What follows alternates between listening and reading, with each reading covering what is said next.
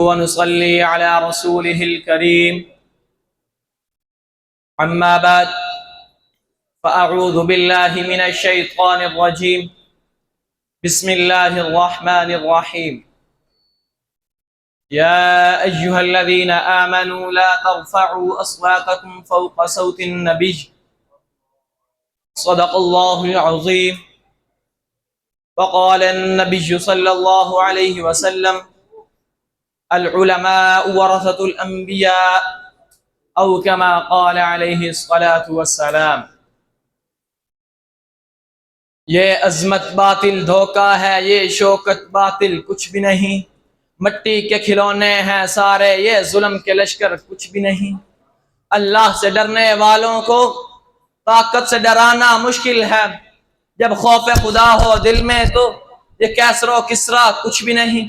اسلام اگر دستور نہیں، قرآن اگر منشور نہیں، پھر افسوس ہے اس آزادی پر، یہ ملک و ملت کچھ بھی نہیں۔ واجب القدر اساتذہ کرام اور میرے ہم مکتب ساتھیوں، السلام علیکم ورحمۃ اللہ وبرکاتہ۔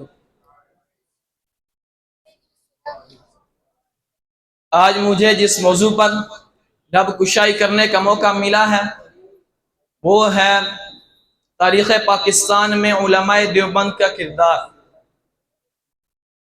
سامعین محترم، جب میں آزادی ہند کی تحریر کا مطالعہ کرتا ہوں تو جہاں پر مجھے سیاسی رہنماؤں کا کردار نظر آتا ہے تو وہیں پر مجھے علماء کرام جدوجہد کرتے ہوئے اور قربانیاں دیتے ہوئے نظر آتے ہیں، اور یہ تاریخ کا وہ روشن باب ہے جسے فراموش کرنا ناممکن ہے۔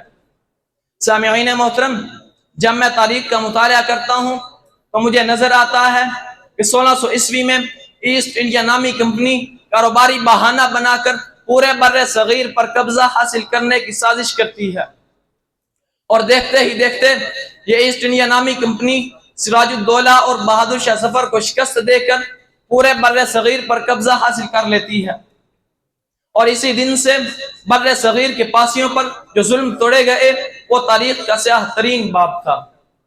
بالآخر انہی مظالم سے تنگ آ کر عوام کے ساتھ خاص کر علماء کرام نے جدوجہد شروع کر دی۔ چنانچہ 1803 عیسوی میں جب انگریز بے ایمان نے پورے بر صغیر پر قبضہ حاصل کر لیا تو سب سے پہلے شاہ عبدالعزیز محدث دہلوی نے انگریز کے خلاف فتویٰ دیتے ہوئے فرمایا، ہندوستانیوں یاد رکھو، ہندوستان اب دارالحرب بن چکا ہے، جہاں انگریز کی حکومت قائم ہو چکی ہے، مسلمانوں کا نظام حکومت ختم ہو چکا ہے، تو تم پر فرض ہے انگریز کے خلاف جہاد کرو۔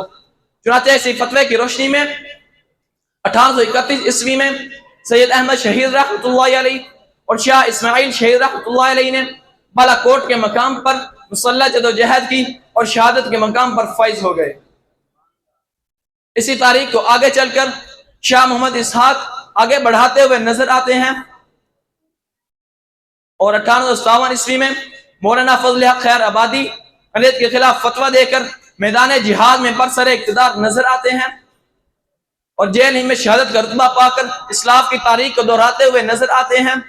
مناظرہ اسلام مولانا رحمۃ اللہ کرانوی نے مشہور عیسائی پادری کو مناظرے میں شکست دی اور اظہار الحق نامی کتاب لکھ کر عیسائی مشینری کو بے نقاب کر ڈالا۔ مولانا حمداللہ مداسی برطانوی سامراج کے خلاف جہاد کا لشکر تیار کرتے ہوئے نظر آتے ہیں۔ مولانا قاسم نانوتوی رحمۃ اللہ علیہ، رشید احمد گنگوہی اور اشرف علی تھانوی جیسی عظیم ہستیاں درس و تدریس پر بیٹھ کر آزادی کو پروان چڑھاتے ہوئے نظر آتے ہیں۔ میرے بھائیوں، آج ہمیں ہمارا ماضی پکار کر یہ صدائیں دے رہا ہے۔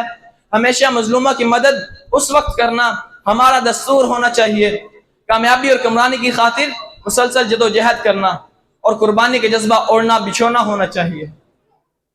میرے دوستوں، یہ ملک ہمیں بلا تفریق دی جانے والی قربانیوں کا نتیجہ ہے، جس کے لیے دیوبندی، بریلوی، اہل حدیث، مدرسے کا مولوی ہر فرد صف آرا رہتا ہے۔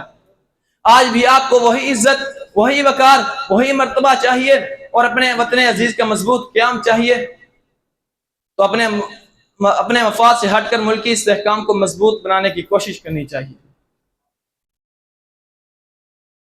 تپش سورج سے آسمان سے بجلیاں چھینو، کفر کی آسیاں پر بجلی برسانے کا وقت آیا۔ یہاں سے چلے تھے تم 313 مسلمانوں، اب ماضی کی انہی راہوں پر پلٹ جانے کا وقت آیا۔ نبی کی آبرو باقی رہے گی، تم بھی باقی ہو، وگرنہ پھر غلامی میں الجھ جانے کا وقت آیا۔ سنو سنو وہ روز اطہر سے ایک آواز آتی ہے، مسلمانوں میری حرمت پہ کٹ مرنے کا وقت آیا۔ وآخر دعوانا ان الحمدللہ۔